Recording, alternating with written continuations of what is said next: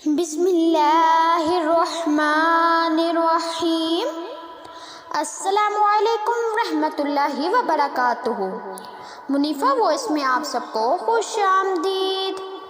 تو گائز، آج کے میں اس ویڈیو میں آپ لوگوں کو حضرت موسیٰ علیہ السلام کے چچا کے بیٹے قارون کا واقعہ سناؤں گی۔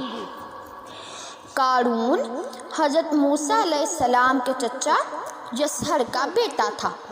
بہت ہی شکیل اور خوبصورت آدمی تھا، اسی لیے لوگ اس کے حسن و جمال سے متاثر ہو کر اس کو منور کہا کرتے تھے۔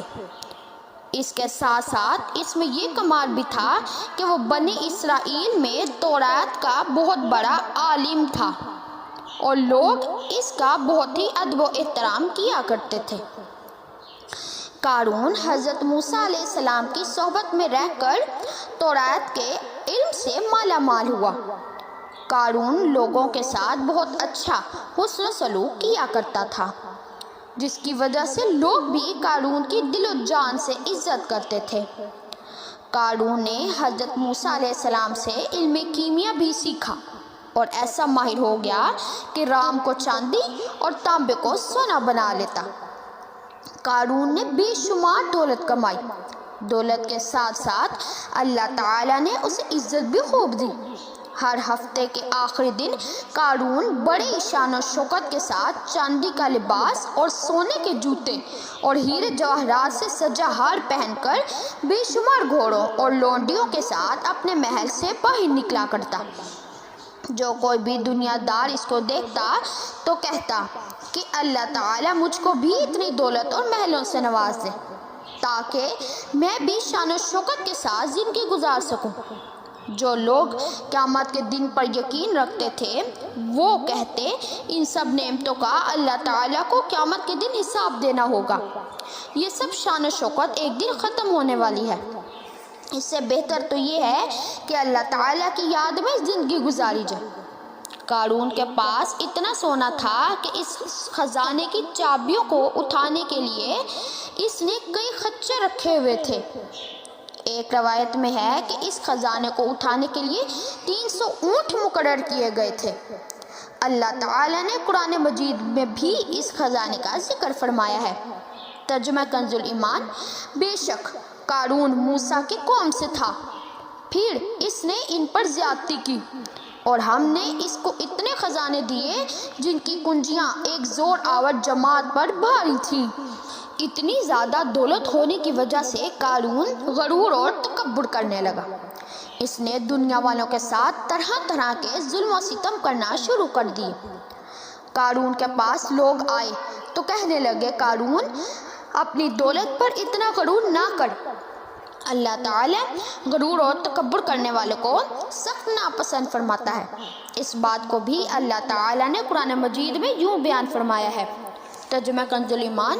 میرے نبی، وہ وقت یاد کرو کہ جب قارون سے اس کی قوم کہنے لگی، خزانوں پر اتنا شوق نہ بن، کہ اللہ تعالیٰ ایسے شوق بازوں کو پسند نہیں فرماتے۔ اللہ تعالیٰ نے تجھے جو خزانے دیے ہیں اس سے آخرت میں جنت کا گھر بنا۔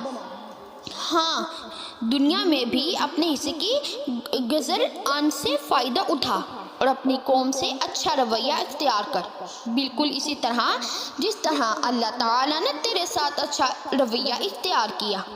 زمین میں ان خزانوں کے بدولت دہشت گردی نہ پھیلا کہ اللہ تعالیٰ فسادیوں کو پسند نہیں فرماتا۔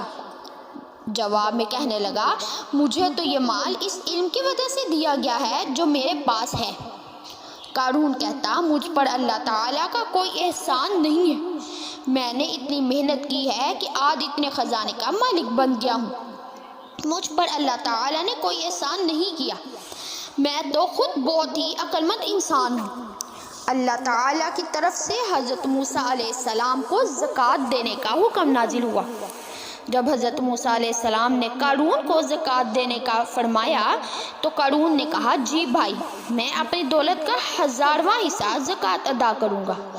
جب اس نے اپنے سارے خزانے کی زکوٰۃ کا اندازہ لگایا تو وہ بہت زیادہ تعداد میں بن گئی، تو اس کے دل میں لالچ آیا تو اس نے زکوٰۃ دینے سے انکار کرتے ہوئے بنی اسرائیل کو کہا کہ حضرت موسیٰ علیہ السلام کی کسی بھی بات پر یقین مت کرنا، وہ تمہاری دولت کو زکوٰۃ کے بہانے سے کم کرنا چاہتے ہیں۔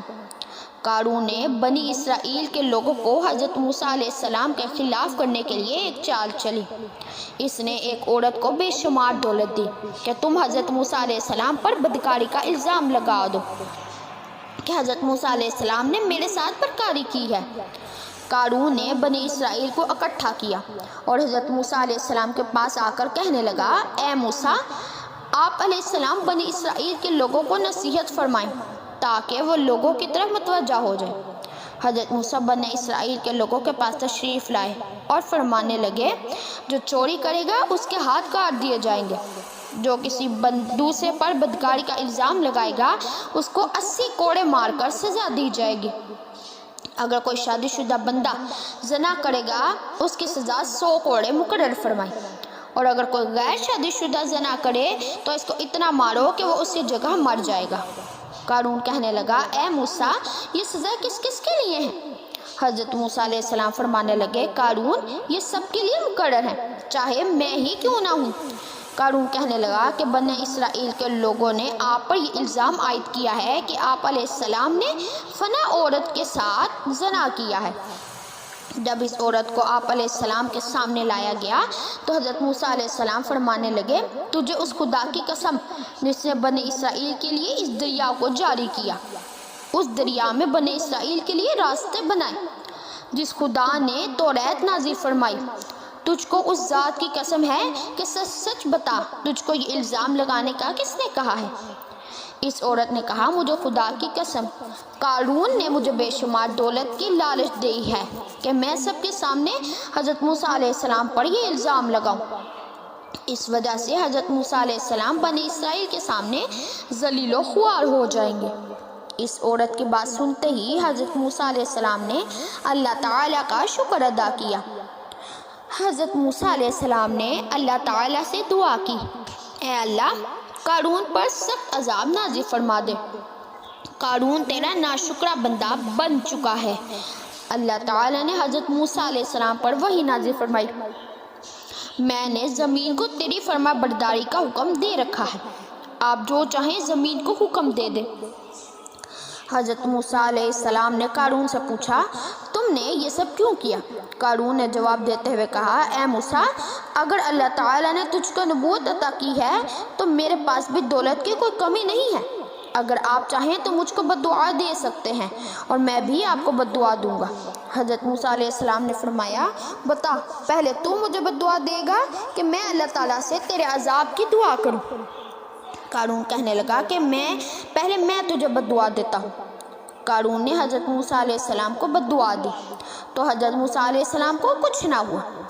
حضرت موسیٰ علیہ السلام نے بنی اسرائیل کو فرمایا، اے بنی اسرائیل، جو قارون کے ساتھ ہے وہ قارون کے ساتھ جا کے کھڑا ہو جائے، اور جو میرا ساتھی ہے وہ میرے ساتھ آ کر کھڑا ہو جائے۔ حضرت موسیٰ علیہ السلام کا یہ حکم سن کر صرف 2 آدمیوں نے قارون کا ساتھ دینے کو مناسب سمجھا۔ جب 2 آدمی قارون کے ساتھ جا کر کھڑے ہو گئے تو حضرت موسیٰ علیہ السلام نے زمین کو حکم دیا کہ قارون کو اپنے اندر دھس لے، تو زمین نے ان کو اپنے اندر دھس لیا۔ جب قارون نے یہ صورتحال دیکھی تو حضرت موسیٰ علیہ السلام کو رشتہ داری کے واسطے دینے شروع کر دیے۔ اس وقت حضرت موسیٰ علیہ السلام نے قارون کی کسی بات کی طرف بھی توجہ نہ دی۔ اس طرح قارون سارے کا سارا زمین میں چلا گیا۔ جن 2 آدمیوں نے قارون کا ساتھ دیا تھا وہ کہنے لگے کہ حضرت موسیٰ علیہ السلام نے قارون کو زمین میں اس لیے دفن کیا ہے کہ اس کے سارے خزانوں پر قبضہ کر لوں گا۔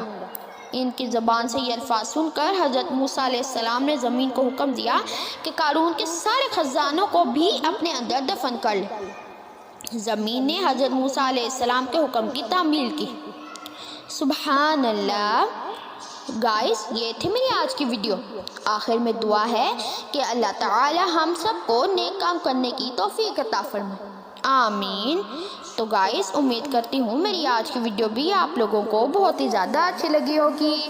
اگر میری آج کی ویڈیو اچھی لگی تو اس کو لائک، شیئر اور میرے چینل کو سبسکرائب کرنا مت بھولیں گا تاکہ ہر نئی آنے والی ویڈیو کی نوٹیفیکیشن آپ کو بر وقت موصول ہو جائے اور آپ اسی طرح سے ہی اچھے واقعات سن سکیں۔ تو گائز ملتی ہوں اپنی نیکسٹ ویڈیو میں کسی اور واقعے کے ساتھ، تب تک کے لیے اللہ حافظ۔